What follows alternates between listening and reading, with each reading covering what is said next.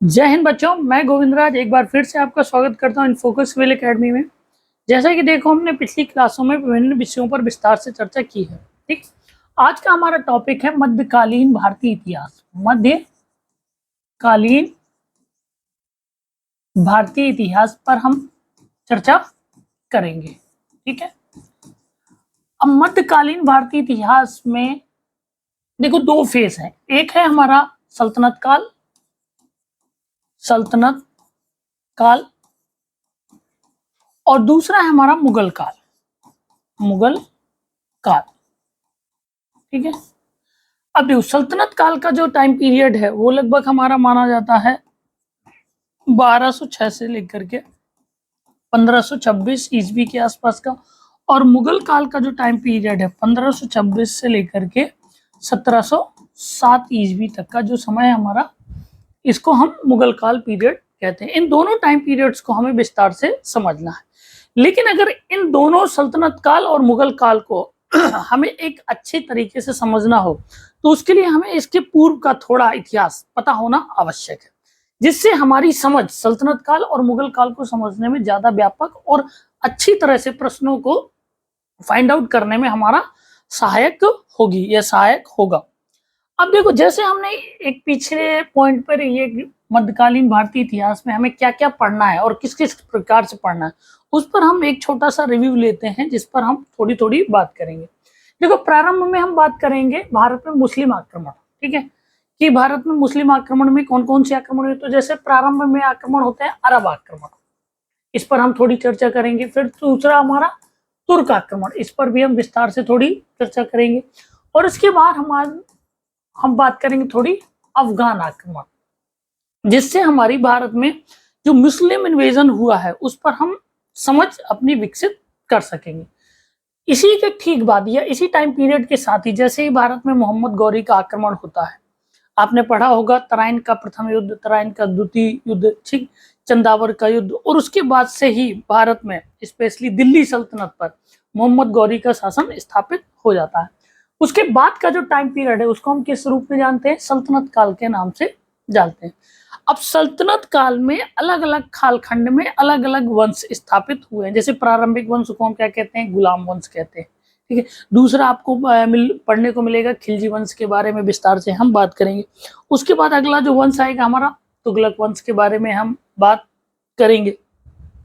इसके अलावा लोधी वंश, लोधी के बाद ही हमारा क्या शुरू हो जाता है?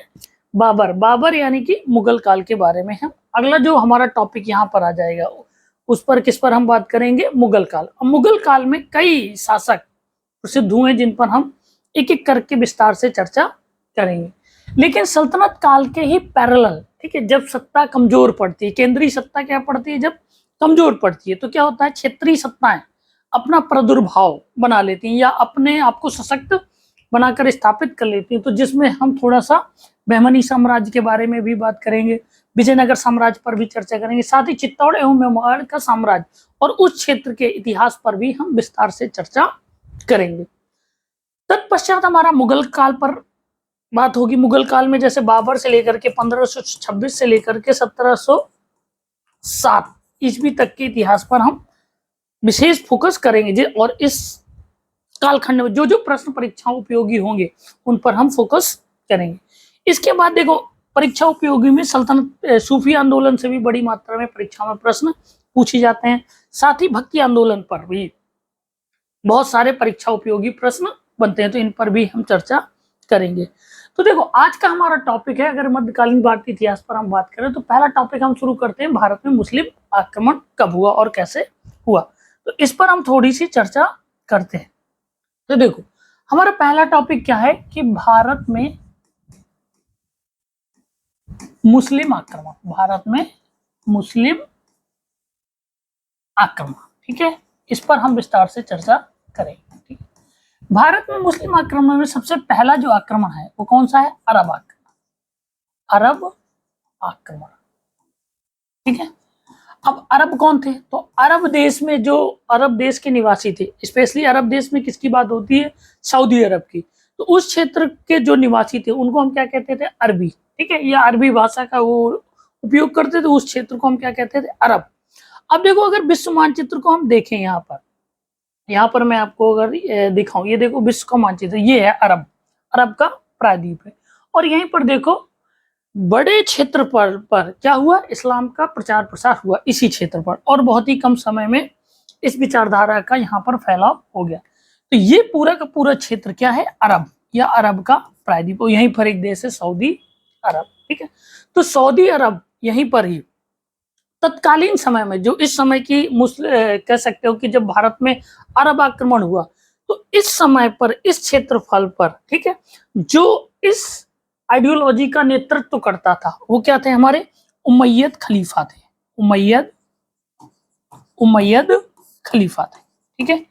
उमैयद खलीफा में सबसे जो प्रमुख नाम आता है, ठीक है, उस समय का, ठीक है, उसके पहले और बाद की बात नहीं करें, तत्कालीन समय पर जो खलीफा था वो कौन थे, अल वलीद इस समय का क्या था, खलीफा था। और खलीफा का जो केंद्र था, ये कह सकते हो कि अरबी जो आक्रमणकारी हुए उनमें सबसे जो उस समय का जो प्रमुख खलीफा था वो कौन था, अल वलीद नाम था, अल वलीद। यहाँ पर लिख गलत गया है, इसलिए ध्यान, खलीफा थे, ठीक है।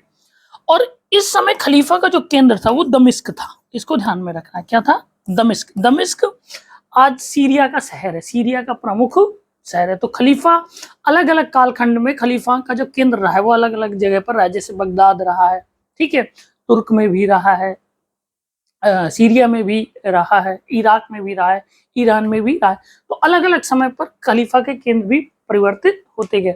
आखिरी बार अगर इतिहास में आपने पढ़ा हो तो मुस्तफा का कमाल पाशा अंतिम खलीफा था। इसके बाद 1924 में खलीफा के पद को क्या कर दिया गया था, समाप्त कर दिया गया। तो मेरा पॉइंट समझाने का सिर्फ ये मतलब था कि जब भारत में अरब आक्रमण हुए तो अरब कहां से आए थे, इस क्षेत्र से, ये सऊदी अरब वाला क्षेत्र है, ठीक है। तो उस समय जो खलीफा था वो कौन था, अल वलीद, ये आपको ध्यान में रखना। और उस समय खलीफा का जो केंद्र था वो क्या था, दमिश्क था। दमिश्क क्या है, आज का जो शहर है, देश है सीरिया, उसका एक प्रमुख शहर। और वो जो खलीफा थे, खलीफा कौन थे, उनको हम क्या कहते थे, उमैयद खलीफा कहते थे, ठीक है। तो कहानी शुरू होती है यहाँ से, हम अब आगे